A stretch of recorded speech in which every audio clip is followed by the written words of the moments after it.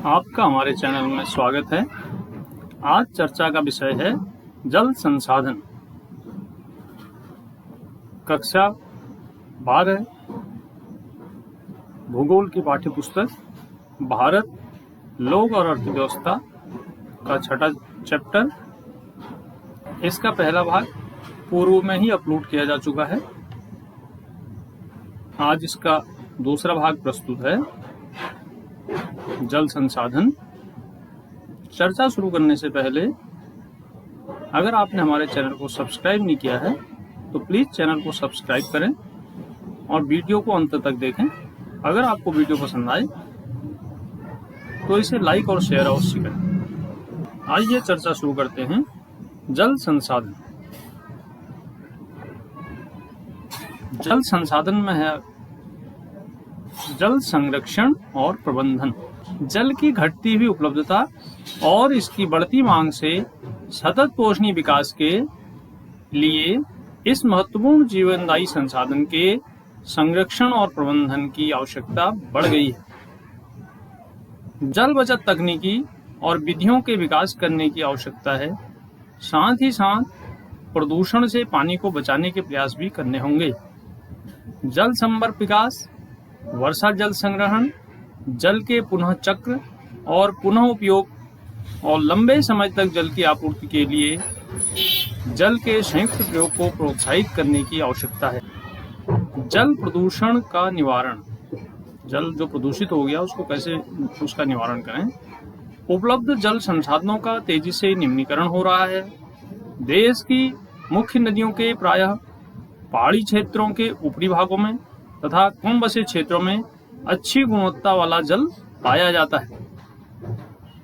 मैदानों में नदी जल का उपयोग गहन रूप से कृषि के लिए, पीने के लिए, घरेलू उपयोग के लिए और औद्योगिक उद्देश्यों के लिए किया जाता है। पर्वतीय क्षेत्रों में पानी फिर भी शुद्ध है, जबकि मैदानी क्षेत्रों में जल काफी प्रदूषित हो चुका है। जल प्रदूषण का निवारण। उर्वरक और कीटनाशक, घरेलू अपशिष्ट पदार्थ तथा उद्योगों का बहिस्राव नदी के जल में मिल जाते हैं, जिससे नदी का जल प्रदूषित हो जाता है। भौम जल प्रदूषण देश के विभिन्न भागों में भारी विषैली धातुओं, फ्लोराइड और नाइट्रेट्स के संकेंद्रण के कारण हो रहा है। केंद्रीय प्रदूषण नियंत्रण बोर्ड और राज्य प्रदूषण नियंत्रण बोर्ड देश में जल के संसाधन की गुणवत्ता का मॉनिटरिंग करते हैं। जल का पुनः चक्र और पुनः उपयोग। जल को फिर से चक्रित करने की जरूरत है। जल का पुनः चक्र और पुनः उपयोग दूसरे रास्ते हैं जिनके द्वारा अलोनी जल की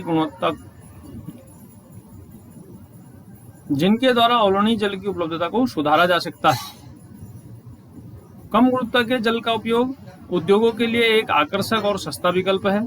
ऐसा पानी जिसकी गुणवत्ता थोड़ा कम हो, इसका उपयोग शीतलन में उद्योगों में जो बॉयलर होता है उसमें और अग्निशमन के लिए, आग बुझाने के लिए इसका उपयोग किया जा सकता है। नगरीय क्षेत्र में स्नान और बर्तन धोने प्रयुक्त जल को बागवानी के उपयोग में लाया जा सकता है। वाहनों को धोने के लिए प्रयुक्त जल का उपयोग भी बागवानी में किया जा सकता है। इसके द्वारा हम अच्छी गुणवत्ता वाले जल का उपयोग पीने के पानी के रूप में कर सकते हैं, जिससे अलोनी जल का संरक्षण होगा। जो पीने के लिए उपयुक्त जल है वो पानी बचेगा अगर हम पानी का जो कम गुणवत्ता वाला पानी है उसका अन्य जगह इस्तेमाल कर सकते हैं। जल संवर्ग प्रबंधन। जल संवर्ग प्रबंधन से तात्पर्य धरातली और भौम जल, एक जो पानी जो सरफेस पे है वो और भौम जल जमीन के अंदर है वो, इन संसाधनों के दक्ष प्रबंधन से है उसका सही ढंग से मैनेजमेंट किया जाए, इसको हम जल संवर्ग प्रबंधन कहते हैं। इसके अंतर्गत सभी संसाधनों, प्राकृतिक और जल संवर्ग सहित मानवीय संसाधनों के संरक्षण की, पुनरुत्पादन की और उसके विवेकपूर्ण उपयोग को हम शामिल करते हैं। केंद्रीय और राज्य सरकारों ने देश में बहुत से जल संवर्ग विकास और प्रबंधन कार्यक्रम चलाए हैं। राज्य सरकार ने भी चलाए हैं, केंद्र सरकार ने भी चलाए हैं। हरियाणा केंद्र सरकार द्वारा चलाया गया इसी प्रकार का एक कार्यक्रम है जल संवर्ग प्रबंधन के लिए, जिसका उद्देश्य ग्रामीण जनसंख्या को पीने, मत्स्य पालन के लिए और वन रोपण के लिए जल संरक्षण के योग्य बनाना है। जल संभर प्रबंधन की कुछ योजनाएं। नीरू मीरू कार्यक्रम और अरवारी पानी संसद के अंतर्गत लोगों के सहयोग से विभिन्न जल संग्रहण संरचनाएं जैसे अंतःस्रवण तालाब की खुदाई की गई और रोग बांध बनाए गए। तमिलनाडु में घरों में जल संग्रहण संरचना को बनाना आवश्यक कर दिया गया है। कुछ क्षेत्रों में जल संभर विकास परियोजनाएं पर्यावरण और अर्थव्यवस्था का कायाकल्प करने में सफल हुई हैं। वर्षा जल संग्रहण, इसमें वर्षा जल संग्रहण से तात्पर्य विभिन्न उपयोगों के लिए वर्षा के जल को रोकने और एकत्र करने की विधि है। भूमिगत जल स्रोतों के पुनर्भरण के लिए भी किया जाता है। यह एक कम मूल्य और पारिस्थितिकी अनुकूल विधि है जिसके द्वारा पानी के प्रत्येक बूंद को संरक्षित करने के लिए वर्षा जल को नलकूपों में, गड्ढों में और कुओं में एकत्र किया जाता है।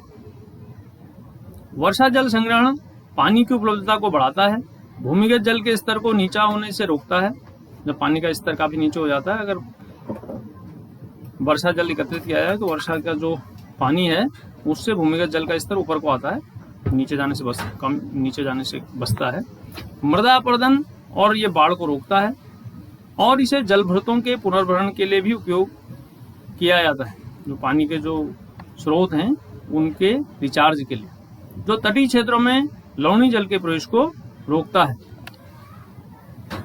वैधानिक व्यवस्थाएं जैसे जल अधिनियम 1974, प्रदूषण का निवारण और नियंत्रण, और पर्यावरण सुरक्षा अधिनियम 1986 प्रभावपूर्ण ढंग से क्रियान्वित नहीं हो पाए।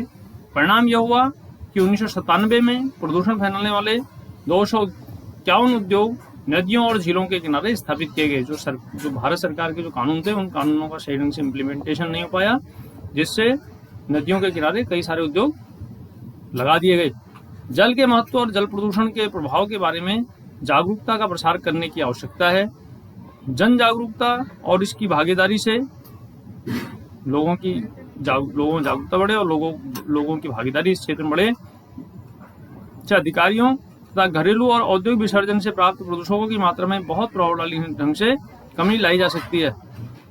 अवश्य ये वीडियो आपको इस संबंध में विस्तार से जानकारी दे पाया होगा। अगर आपको वीडियो पसंद आए तो इसको लाइक और शेयर अवश्य करें। धन्यवाद।